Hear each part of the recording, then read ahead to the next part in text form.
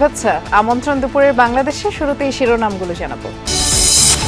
মিয়ানমারের অভ্যন্তর থেকে আসা গুলিতে কক্সবাজারের টেকনাফে শিশু নিহত, আহত হয়েছেন একজন। স্থানীয়দের ক্ষোভ।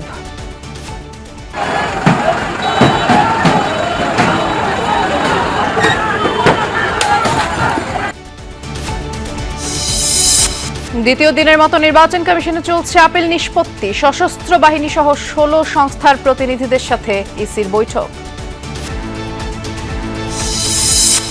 ক্ষমতার নয়, জনতার বাংলাদেশ দেখতে চায় তরুণ ভোটাররা। জয় পরাজয়ের নির্ধারক তারাই, বলছেন বিশ্লেষকরা। ভোটটা সাধারণত খুব আয়োজনের মধ্যে থাকলেও আমাদের কাছে খুব এক্সাইটমেন্টের একটা জিনিস। আমার একটা ভোট কিন্তু রাষ্ট্রের অনেক কিছু নীতি নির্ধারণের জায়গায় প্রভাব ফেলতে পারে। নারীদের জন্য একটা নিরাপদ বাংলাদেশের ইশতেহারগুলো যারা আমাদের কাছে ব্যক্ত করতে পেরেছে, আমরা মনে করি তরুণরা তাদেরকেই বেছে নেবে। নির্বাচনী ইশতেহারে ক্রিয়েটিভ ইকোনমির রূপরেখা দেবে বিএনপি। বড় শিল্পের বাইরে উদ্ভাবনী উদ্যোক্তাদের জায়গা দিতে চায় দলটি। আমাদের ম্যানিফেস্টোতে আপনি দেখবেন ক্রিয়েটিভ ইকোনমির একটা চ্যাপ্টার থাকবে। এই লোকগুলোকে আমরা ইকোনমিক কর্মকাণ্ডের সাথে ইনশাআল্লাহ নিয়ে আসবো, যাতে তারাই অংশীদার হয়, তাদের জীবনযাত্রার মান উন্নয়ন হয়। স্বেচ্ছাসেবক দলের নেতা মোসাব্বির হত্যা রহস্য উন্মোচনের দ্বার প্রান্তে পুলিশ। শুটার সহ বেশ কয়েকজনকে আটকের কথা জানিয়েছে পুলিশ। ঘটনাটা আমরা অত্যন্ত গুরুত্ব দিয়ে তদন্ত করছি এবং আমরা অপরাধীদেরকে শনাক্ত করে আইনের আওতায় নিয়ে আসার জন্য কাজ করছি। বিক্ষোভ দমনে ইরানের নিরাপত্তা বাহিনীর বিরুদ্ধে প্রাণঘাতী অস্ত্র ব্যবহারের অভিযোগ। ব্যাপক প্রাণহানির শঙ্কা। আন্দোলনকারীদের সহায়তার ইঙ্গিত ট্রাম্পের।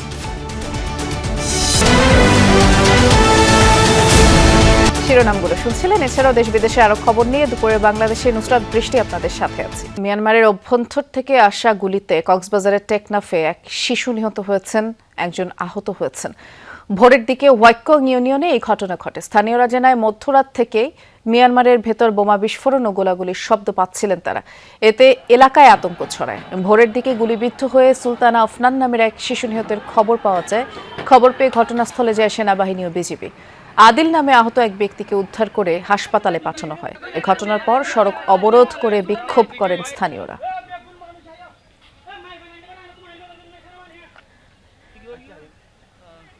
এ বিষয়ে আরো আপডেট জানবো। কক্সবাজারে যাচ্ছি, সহকর্মী এহসান আল কুতুবি অপেক্ষা করছেন আমাদের জন্য। এহসান, এই ঘটনার পর এলাকার সার্বিক পরিস্থিতি আপনি কেমন দেখছেন? বিজিবি কিছু বলেছে কিনা ঘটনার প্রেক্ষিতে, তাও জানাবেন। বৃষ্টি ঘটনার পর আমরা চেষ্টা করেছি বিজিবি সহ আইন শৃঙ্খলা বাহিনীর সাথে বিষয়টি সম্পর্কে জানার জন্য। তারা আমাদেরকে পুরোপুরি নিশ্চিত করে বলেনি, তবে তারা তাদের মতো করে বলেছেন, স্বীকার করেছেন।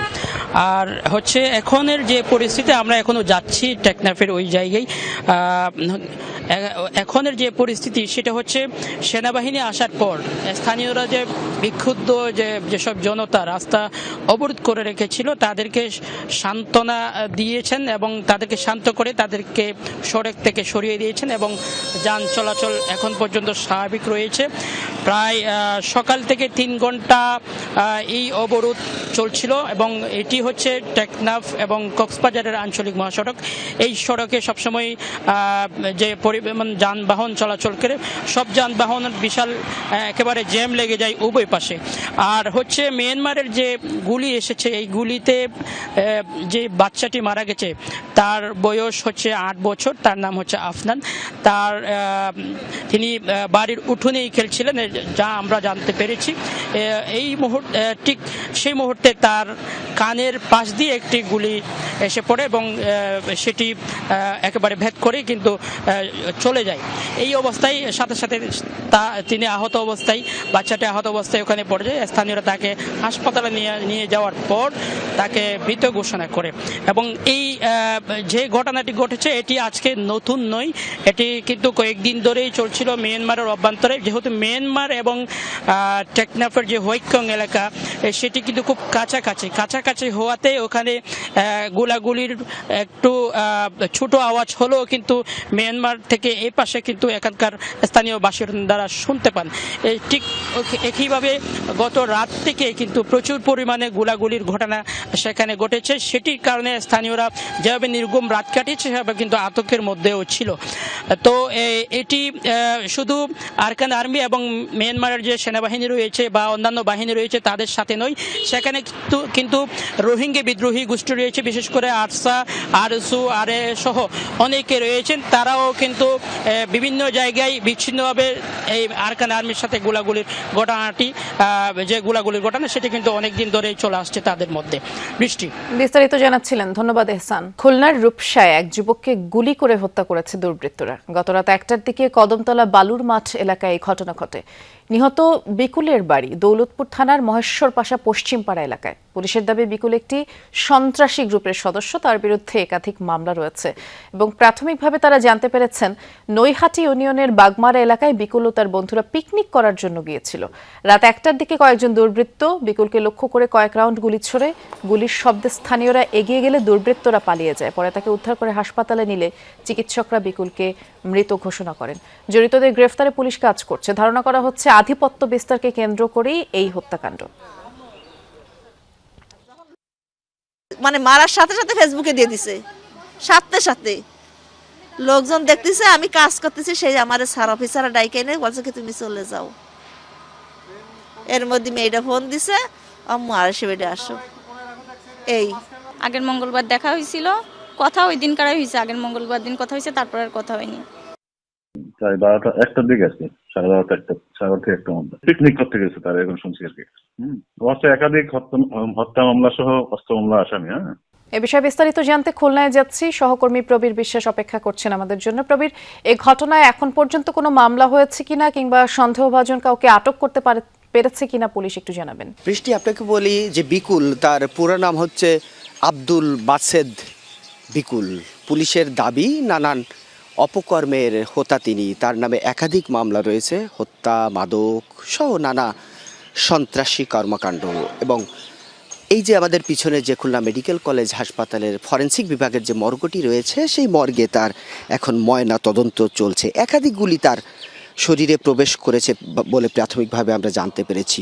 পিছন দিয়ে তাকে গুলি করা হয়েছে, 3টির গুলির আলামত বা অস্তিত্ব এমনটি পাওয়া গেছে। একই সাথে তার বুকে সামনে দিয়ে 2 বা তারও ততোধিক গুলি করা হয়েছে। ঘটনাস্থলেই হয়তো মারা যেতে পারে বা হাসপাতালে আনার পর তাকে মৃত বলে ঘোষণা করেছে চিকিৎসকরা, এটি বলেছেন। যে প্রশ্নটি আপনি করেছেন সেটি হলো এখনও পর্যন্ত কোনো মামলা হয়নি। শুধু তাই নয়, এই ঘটনায় সন্দেহভাজনও কাউকে পুলিশ গ্রেপ্তার করতে সক্ষম হয়নি।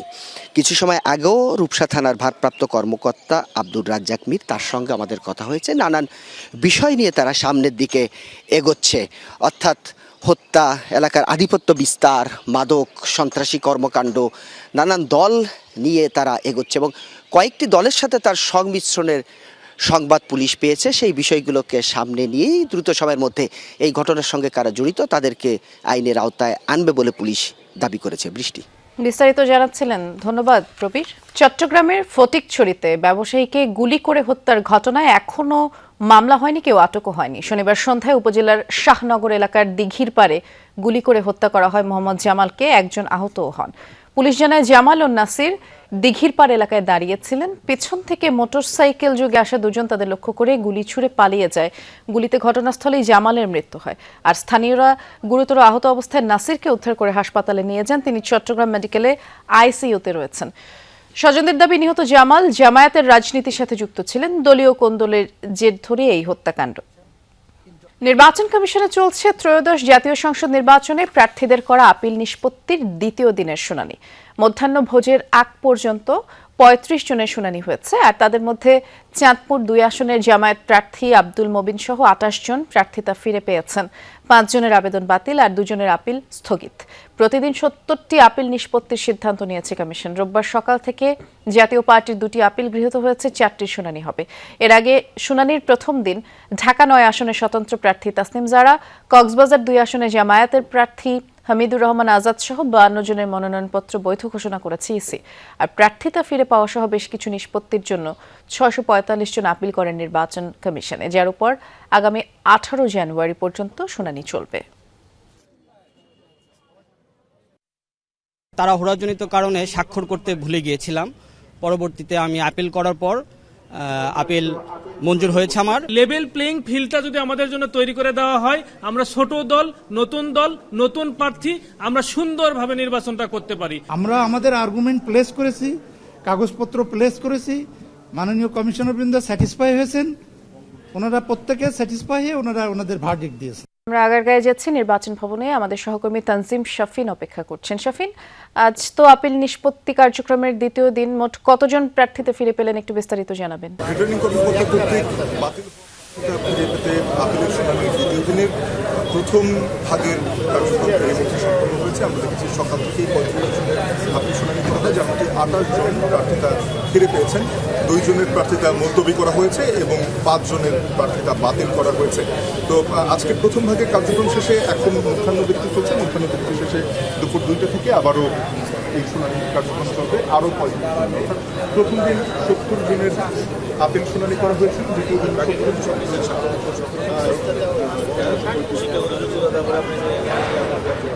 সামান্য কিছু ভুল ত্রুটির কারণে রিটার্নিং কর্মকর্তা কর্তৃক তাদের প্রার্থীতা বাতিল করা হয়েছিল, সেটি আসলে তারা শুনানিতে ফিরে পেয়েছেন এবং সেই ভুলগুলো তারা সংশোধন করে নিয়েছেন। প্রধান নির্বাচন কমিশনার সহ অন্যান্য কমিশনাররা সরাসরি শুনানিতে রয়েছেন এবং তারা প্রার্থীদের এই সকল সমস্যা সম্পর্কে শুনছেন। এরপরেই যাচাই বাছাই শেষে তারা আসলে তাদের আপিলের বৈধতা নির্ধারণ করছেন এবং সেখানে প্রার্থীতা ফিরিয়ে দিচ্ছেন কিংবা প্রার্থীতা বাতিল করে দিচ্ছেন। তো আজকে এখনো পর্যন্ত আসলে নির্বাচন কমিশনে যারা তারা সকলেই স্বাভাবিক সম্পন্ন করতে পেরেছেন। কিছুটা চলে আজকে দুপুর 2টা নাগাদ মধ্যাহ্নবিরতি হওয়ার কথা থাকলেও সেটি আমরা দেখেছি যে দুপুর 12টার দিকে, অর্থাৎ প্রায় 2 ঘন্টা আগে মধ্যাহ্নবিরতি হয়ে যায়, যেহেতু সকল শুনানি সম্পন্ন করা গেছে।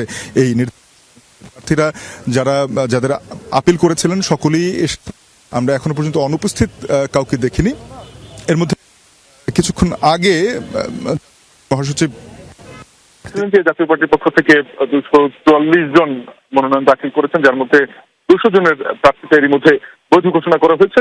220 জন প্রার্থী নিয়ে নির্বাচনে অংশ নেওয়ার আশা দলটি। তারা বলছেন যে রিটার্নিং কর্মকর্তাদের কিছু বিষয় নিয়ে তারা প্রশ্ন তুলেছেন বা অভিযোগ করেছেন। তারা বলছিলেন যে রিটার্নিং কর্মকর্তারা যেই উদ্ভূত পরিস্থিতি ছিল মনোনয়ন দাখিলের সময়কালে, সেটি বিবেচনায় নিয়ে সামান্য যে ভুল ত্রুটি ছিল সেগুলো সংশোধনের জন্য করেছেন, যে সেই সুযোগটি প্রার্থীদেরকে দেওয়া হয়নি। যে সকল ভুল ত্রুটি ছিল প্রার্থীদের, এর মধ্যে বেশিরভাগ ক্ষেত্রেই দেখা গেছে যে যেই 1% ভোটারের স্বাক্ষর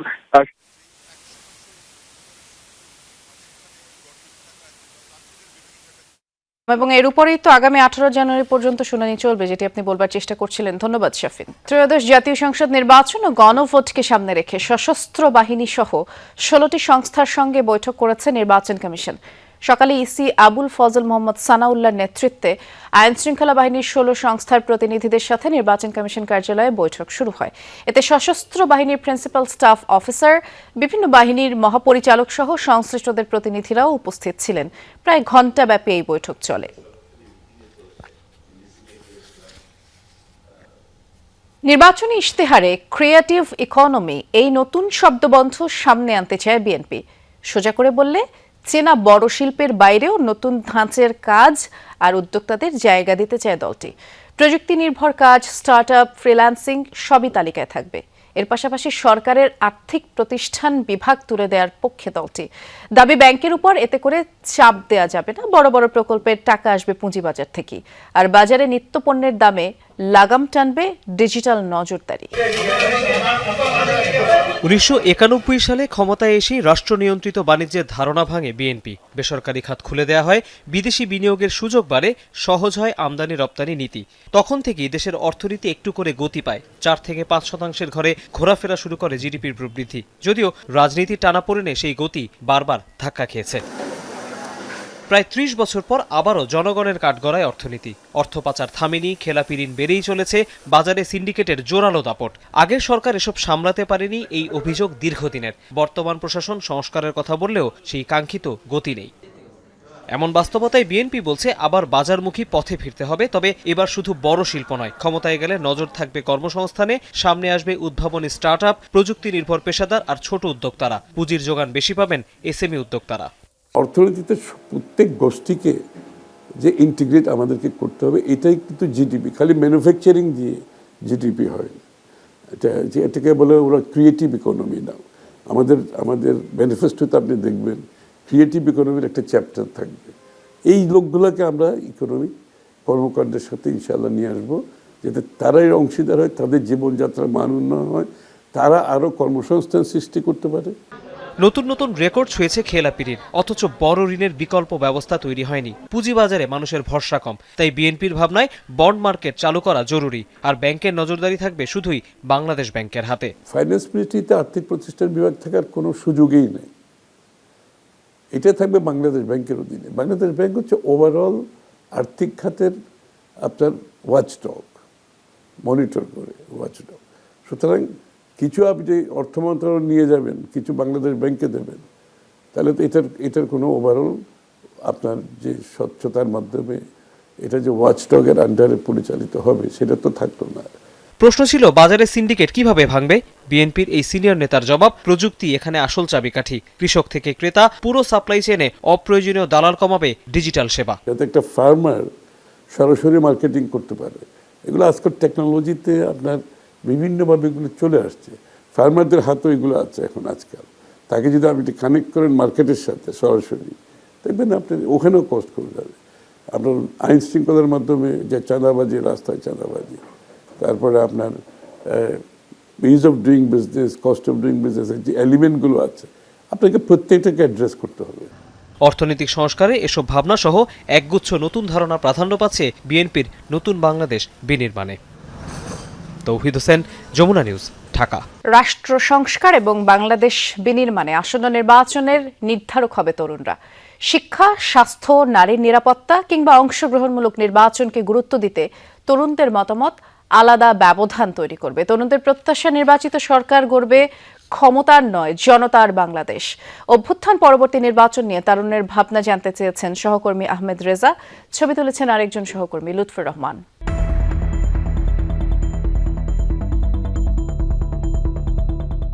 2024-এ দেশের ইতিহাসে অবিস্মরণীয় গণঅভ্যুত্থানে পতন হয় ফ্যাসিবাদী শাসন ব্যবস্থার। প্রবল পরাক্রমশালী শাসকের পতন হয় তরুণদের যুথবদ্ধ আন্দোলনে। এরপর থেকেই দেশের রাজনীতিতে আরও গুরুত্বপূর্ণ হয়ে ওঠে বাংলাদেশের তরুণরা। পরিবর্তিত পরিস্থিতিতে আসন্ন ত্রয়োদশ জাতীয় সংসদ নির্বাচনেও আলোচনার মূলে বিপুল সংখ্যক তরুণ ভোটার। প্রায় 13 কোটি মোট ভোটারের মধ্যে 30 থেকে 35% তরুণ। ফলে মোট ভোটারের 1/3 তরুণ ভোটারই হতে যাচ্ছেন চলমান রাজনীতি আর নির্বাচনের বড় প্রভাবক। নির্বাচনটা অনেক বেশি ট্রান্সপারেন্ট হবে আর রেজাল্টটা অনেক বেশি ফ্রুটফুল হবে, যেটার জন্য আমি এই নির্বাচনটা নিয়ে অনেক বেশি এক্সাইটেড। যারা মুক্তিযুদ্ধের চেতনা ধারণ করে এবং একই সাথে 24-এর যে চেতনা রয়েছে তাকে ধারণ করে বাংলাদেশকে বিনির্মাণ করবে। নারীদের জন্য একটা নিরাপদ বাংলাদেশের ইশতেহারগুলো যারা আমাদের কাছে ব্যক্ত করতে পেরেছে, আমরা মনে করি তরুণরা তাদেরকেই বেছে নেবে। নির্বাচনী যে একনায়কতন্ত্র, সেই একনায়কতন্ত্র যেন বাংলাদেশে আর কায়েম না হতে পারে। ভোটটা সাধারণত খুব আয়োজনের মধ্যে থাকলেও আমাদের কাছে খুব এক্সাইটমেন্টের একটা জিনিস। কমিশন ও সরকার বলছে আসন্ন নির্বাচন হবে প্রতিদ্বন্দ্বিতাপূর্ণ। ফলে সেই আয়োজন ঘিরে তরুণদের ভাবনা, মূল্যায়ন, মতামত জানতে চায় যমুনা টেলিভিশন। পাওয়ার এবং দায়িত্ব এই দুটাকে সমন্বয়ের মাধ্যমে আমাদের এই সামনের নির্বাচনটা সুষ্ঠুভাবে সম্পন্ন করাই আমাদের এই জেনজি প্রজন্মের মূল টার্গেট। যে মারধর, কাটকাট, পাওয়ার পলিটিক্স এই জিনিসগুলো ছিল, সো অভ্যুত্থান পরবর্তী আমরা আসলে সেই কালচার দেখতে চাই না। আমার একটা ভোট কিন্তু রাষ্ট্রের অনেক কিছু নীতি নির্ধারণের জায়গায় প্রভাব ফেলতে পারে। সবাই একত্রিত হয়ে দেশ গঠন করাটাই হচ্ছে যে খুব সুন্দর একটা বিষয়। নিরাপদ ব্যবস্থা করতে হবে যাতে হচ্ছে নারীরা এসে ভোট দিতে পারে। প্রথমবারের মতো ভোট দিয়ে দেশ গঠনে ভূমিকা রাখতে চায় তরুণরা। তাদের প্রত্যাশা, নির্বাচিত সরকার মূল্যায়ন করবে জনগণের মতামতকে। শুধুমাত্র প্রতিশ্রুতি না, এটা হচ্ছে বাস্তবায়ন করে দেখাবে, বিশেষ করে নারী সেফটিটা। সুষ্ঠু নির্বাচন যেন হয়, পক্ষপাতিত্বমূলক নির্বাচন যেন না হয়। অন্য কোনো দেশের দাবিদারি করবে না। প্রতিরক্ষা খাত আছে, সেক্ষেত্রেও তাদেরকে উন্নয়ন করতে হবে। ক্ষমতার যাতে অপব্যবহার না হয়। সময় মতো আমাদের সেমিস্টার শেষ করতে, অনার্স কমপ্লিট করতে, মাস্টার্স কমপ্লিট করে আমরা ক্যারিয়ারে যেতে চাই। প্রতিহিংসামূলক রাজনীতি না হোক। বিশ্লেষকরাও বলছেন তরুণরাই হবেন এবারের নির্বাচনে জয় পরাজয়ের নির্ধারক। এই 1/3 ভোটের ক্ষেত্রে বাকি 2/3 মতো করে রেশিওতে ভাগ হবে না। এদেরকে যারা অ্যাট্রাক্ট করতে পারবেন, বিশেষ করে তাদের কর্মসংস্থানের প্রশ্ন আছে, তাদের ভবিষ্যৎ নিয়ে টেনশন আছে, এই স্প্লিটের উপরে ডিপেন্ড করবে এবং অবশ্যই একটা খুব গুরুত্বপূর্ণ ডিসাইডিং ফ্যাক্টর হবে। বিপুল সংখ্যক তরুণই বাংলাদেশের ভবিষ্যৎ জনশক্তি। তাই নির্বাচনে যেমন এই তারুণ্যের ভোট গুরুত্ব পাবে, ঠিক তেমনই তাদের ভাবনায় রেখে নির্বাচনের আগেই রাজনৈতিক দলের নীতি নির্ধারণী পরিকল্পনার দিকেও মুখিয়ে এই তরুণরা। শিক্ষা, স্বাস্থ্য, নারীর নিরাপত্তা, অংশগ্রহণমূলক নির্বাচন আর যা কিছু দেশের জন্য ভালো, তার জন্যই তারুণ্যের প্রথম ভোট। বিশেষত এবারের নির্বাচনে তরুণদের অংশ যেদিকে বেশি ভোট দিবে, তারাই নিতে যাচ্ছেন বাংলাদেশের নেতৃত্ব। ফলে সেই নেতৃত্ব গ্রহণ এবং দেশের ভালোর জন্য তরুণরা এবারের নির্বাচনে তাদের ভোটকে করতে চান অর্থবহ। আহমেদ রেজা, যমুনা নিউজ, ঢাকা। ইন্টারনেট বন্ধ করে গণহত্যার অভিযোগে সজীব ওয়াজেদ জয় ও জুনায়েদ আহমেদ পলকের বিরুদ্ধে আনুষ্ঠানিক অভিযোগ গঠনের শুনানি শুরু হয়েছে। আন্তর্জাতিক অপরাধ ট্রাইব্যুনাল 1-এ এই শুনানি হচ্ছে। গত বুধবার ট্রাইব্যুনালে এই মামলার অভিযোগ গঠনের শুনানি হওয়ার কথা ছিল, তবে পলাতক আসামি সজীব ওয়াজেদ জয়ের পক্ষে রাষ্ট্র নিযুক্ত আইনজীবী নিয়োগ সংক্রান্ত চিঠি ইস্যু না হওয়ার পেছনো হয় এই শুনানি। পরে তার পক্ষে স্টেট ডিফেন্স হিসেবে নিয়োগ দেওয়া হয় এবং প্রসিকিউশনের অভিযোগ, গণঅভ্যুত্থান চলাকালে ইন্টারনেট সেবা বন্ধ করে হত্যাকাণ্ড, দমন পীড়নে, উস্কানি, ষড়যন্ত্রের মতো মানবতাবিরোধী অপরাধে যুক্ত ছিলেন জয় ও পলক। গত 4 ডিসেম্বর মামলার আনুষ্ঠানিক অভিযোগ দাখিল করা হলে তা আমলে নেয় ট্রাইব্যুনাল, আর সেদিনই সজীব ওয়াজেদ জয় ও জুনায়েদ আহমেদ পলকের বিরুদ্ধে গ্রেফতারি পরোয়ানা জারি করেন আন্তর্জাতিক অপরাধ ট্রাইব্যুনাল 1। স্বেচ্ছাসেবক দলের সাবেক নেতা মোসাব্বির হত্যার ঘটনায় শুটার সহ বেশ কয়েকজনকে আটক করা হয়েছে বলে জানিয়েছেন ডিএমপির মিডিয়া বিভাগের ডিসি তালিবুর রহমান। সকালে সাংবাদিকদের তিনি বলেন, আটক কয়েকজনকে জিজ্ঞাসাবাদ চলছে, মামলার উল্লেখযোগ্য অগ্রগতি আছে জানিয়ে ডিসি মিডিয়া বলেন, হত্যার সাথে জড়িতদের গ্রেফতারে অভিযান চলছে। এর আগে শুক্রবার রাতে মানিকগঞ্জ ও গাজীপুর জেলার বিভিন্ন স্থানে অভিযান চালিয়ে মোসাব্বির হত্যার সাথে জড়িত সন্দেহে অভিযুক্ত শুটার সহ 3 জনকে আটক করে গোয়েন্দা পুলিশ। আটক দুজনের নাম জিন্নাত ও বিল্লাল। গত বুধবার রাতে তেজগাঁ থানার পশ্চিম তেজতুরি বাজার এলাকায় দুর্বৃত্তদের গুলিতে নিহত হন স্বেচ্ছাসেবক দলের সাবেক নেতা মোসাব্বির। অপরাধীদেরকে শনাক্ত করা, আইনের আওতা নিয়ে আসার জন্য কাজ করছি। আশা করি যে ঘটনায় কোনো অগ্রগতি হয়ে থাকলে সেটা আমরা যথাসময়ে আপনাদেরকে অবহিত করতে সক্ষম হব। যে 2-1টা ঘটনা হয়তো পরপর ঘটেছে, এটা নিয়ে আতঙ্কিত হওয়ার কোনো কারণ নেই এবং একটার সাথে আরেকটার ওরকম কোনো যোগসূত্র আমরা পাইনি। অতএব এই যে অপরাধগুলো ঘটছে, আমরা কত তাড়াতাড়ি অপরাধীদেরকে আইনের আওতায় নিয়ে আসতে পারছি সেটাই হলো মুখ্য বিষয়। বনশ্রীতে স্কুল শিক্ষার্থী হত্যার ঘটনায় অজ্ঞাতনামা একাধিক ব্যক্তির নামে খিলগা থানায় মামলা করেছে নিহতের পরিবার। শনিবার রাতে রাজধানীর বনশ্রী এলাকায় স্থানীয় একটি স্কুলের 10ম শ্রেণীর ছাত্রী ফাতেমা আক্তার লিলির গলা কাটা মরদেহ উদ্ধার করে পুলিশ। আর সিসি ক্যামেরা ফুটেজ দেখে নিহত ফাতেমার বাবার মালিকানাধীন রেস্তোরাঁর কর্মচারী মিলনকে হত্যাকারী হিসেবে সন্দেহ করছে পরিবার। মালিকের বাসায় খাবার খেতেন মিলন এবং সে নেশাগ্রস্ত ছিল বলেও জানায় ফাতেমার পরিবার। তারা জানায়, প্রায় গভীর রাতে বাসায় আসতে চাইলে নিহত ফাতেমা বাধা দিতেন। ধারণা এই ক্ষোভ থেকেই হত্যাকাণ্ড। হত্যার পরপরই বাসা থেকে লুট হয়েছে নগদ 5 লাখ টাকা সহ 5 ভরির স্বর্ণালংকার। মিলনকে গ্রেফতারের দাবি জানায় নিহতের পরিবার। এই ঘটনার পর থেকেই অভিযুক্ত মিলন পলাতক। এ ঘটনায় ডিএমপির মিডিয়া বিভাগের ডিসি তালিবুর রহমান বলেছেন, পরিবারের সন্দেহকে আমলে নিয়েই তদন্ত চলছে, পলাতক মিলনকে গ্রেফতারে অভিযান চলছে। 5 ভরি স্বর্ণ ছিল আর ক্যাশ ছিল 5 লাখ টাকা। ওইটা সব অর্ডার ভেঙে, লকার ভেঙে এইগুলো নিয়ে নিছে। আসামিটা ধরে আর সুস্থ বিচারটা আমি দেখতাম। ভিকটিমের বাবা মোহাম্মদ সজীব, তিনি একটা রেস্টুরেন্ট চালাতেন এবং এই ঘটনার পর থেকে তার রেস্টুরেন্টের একজন কর্মচারী গায়েব বা লাপাত্তা হয়ে গেছেন। তারা সন্দেহ করছেন সে ঘটনার সাথে জড়িত থাকতে পারে। বা যারাই জড়িত থাকুক না কেন, আশা করি খুব দ্রুততম সময়ের ভিতরে তাদেরকে আমরা আইনের আওতায় নিয়ে আসতে সক্ষম হব। গুম, নির্যাতন ও আয়নাঘরের পরিস্থিতিতে ফিরতে না চাইলে গণভোট দিতে হবে বলে মন্তব্য করেছেন স্থানীয় সরকার, পল্লী উন্নয়ন ও সমবায় মন্ত্রণালয় বিষয়ক উপদেষ্টা আদিলুর রহমান খান। আধিপত্যবাদ ও অন্যায়ের কাছে বাংলাদেশ আর কখনো মাথা নত করবে না বলেও মন্তব্য করেন তিনি। সকালে রাজধানী গুলশানে টিএনসিসি নগর ভবনে নাগরিক পদক 2025 প্রদান অনুষ্ঠানে তিনি কথা বলেন। একই অনুষ্ঠানে সত্যিকারের সংস্কার চাইলে গণভোটের বিকল্প নেই বলেও মন্তব্য করেন পরিবেশ, বন ও জলবায়ু পরিবর্তন বিষয়ক উপদেষ্টা সৈয়দা রিজওয়ানা হাসান। বলেন, ক্ষমতার ভার শাসক গোষ্ঠীর হাত থেকে জনগণের কাছে নিতে হলে সচেতনভাবে ভোট দিতে হবে। দেশের সকল ক্ষমতার মালিক সবসময় জনগণ ছিল, কিন্তু এটির চর্চা দেশে ছিল না বলেই মন্তব্য তার। এবছর নগর উন্নয়নে ভূমিকা রাখায় 8 ক্যাটাগরিতে 10 ব্যক্তি ও প্রতিষ্ঠানকে নাগরিক পদক প্রদান করে ঢাকা উত্তর সিটি কর্পোরেশন। যদি আমরা আবারও গুম, বিচার বহির্ভূত হত্যাকাণ্ড, নির্যাতন এবং আয়নাঘরের দিনগুলোতে ফিরে যেতে না চাই, আমাদের গণভোটের পক্ষে অবস্থান নিতে হবে। গণভোট এটা হচ্ছে বাংলাদেশের ক্ষমতার যে ভারটা আছে, সেই ভারটাকে শাসক গোষ্ঠীর থেকে জনগণের দিকে বাঁক খাওয়ানোর একটা সিদ্ধান্তের সময় এই গণভোটে অবশ্যই সকলে অংশ নেবেন। মুন্সিগঞ্জের টঙ্গীবাড়ি উপজেলায় ভয়াবহ অগ্নিকাণ্ডে 6টি বসতঘর পুড়ে গেছে। ভোর পৌনে 6টার দিকে উপজেলার কাইশমালদা এলাকায় এই অগ্নিকাণ্ড ঘটে। ফায়ার সার্ভিস জানায়, হঠাৎ স্থানীয় আলী হোসেনের রান্নাঘরে আগুন লাগে। মুহূর্তে আশপাশের বসতঘরে ছড়িয়ে পড়ে। খবর পেয়ে টঙ্গীবাড়ি সিরাজদি খান ফায়ার সার্ভিসের 4টি ইউনিট ঘটনাস্থলে পৌঁছে আগুন নিয়ন্ত্রণে কাজ শুরু করে। প্রায় 1.5 ঘন্টার চেষ্টায় আগুন নিয়ন্ত্রণে আসে। তবে এরই মধ্যে 6টি বসতঘর পুড়ে ছাই হয়ে যায়, আসবাবপত্রও পুড়ে যায়। আগুন লাগার কারণ ও ক্ষয়ক্ষতির পরিমাণ সম্পর্কে তাৎক্ষণিক কিছুই জানাতে পারেনি ফায়ার সার্ভিস। দেশজুড়ে চলমান বিক্ষোভ সহিংসতা দমনে কঠোর ইরান সরকার। ইন্টারনেট বন্ধের কারণে বিশ্ব থেকে বিচ্ছিন্ন দেশটি, তার উপরে নামানো হয়েছে নিরাপত্তা বাহিনীর বিপুল সদস্য এবং ব্যবহৃত হচ্ছে প্রাণঘাতী অস্ত্র। অভিযোগ, গত 48 ঘণ্টাতেই কমপক্ষে 2000 মানুষ প্রাণ হারিয়েছে। সামাজিক মাধ্যমে দেয়া পোস্টে আবারও বিক্ষোভকারীদের সহায়তার ইঙ্গিত দিয়েছেন ডোনাল্ড ট্রাম্প।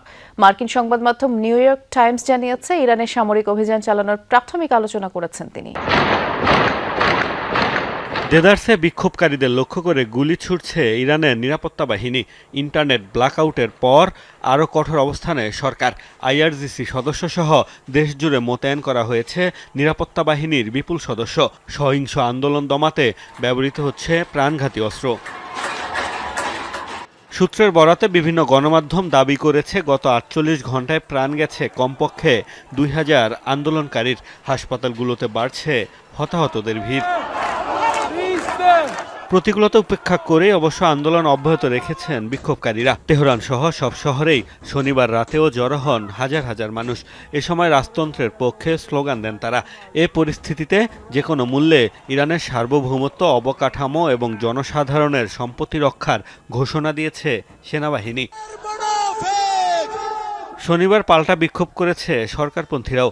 আন্দোলনের নামে ইরানকে অস্থিতিশীল করার অভিযোগ তাদের। দেয়া হয়েছে যে কোনো মূল্যে সহিংসতা প্রতিহত করার ঘোষণাও। এদিকে ইরানে চলমান অস্থিরতা নিয়ে বেশ সরব যুক্তরাষ্ট্র।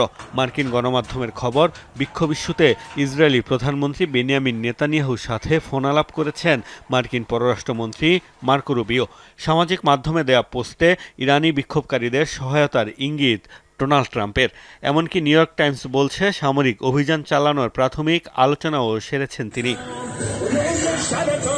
চলমান উত্তেজনার জেরে ইরানে বিমান চলাচল বন্ধ রেখেছে টার্কিশ, কাতার ও অস্ট্রিয়ান এয়ারলাইন্স সহ বেশ কয়েকটি বিমান পরিবহন সংস্থা। মোস্তফা মাহমুদ, যমুনা নিউজ। মিয়ানমারের জাতীয় নির্বাচনের দ্বিতীয় ধাপের ভোট গ্রহণ চলছে। স্থানীয় সময় ভোর 6টায় শুরু হয় এই ভোটাভুটি সন্ধ্যা 6টা পর্যন্ত চলবে।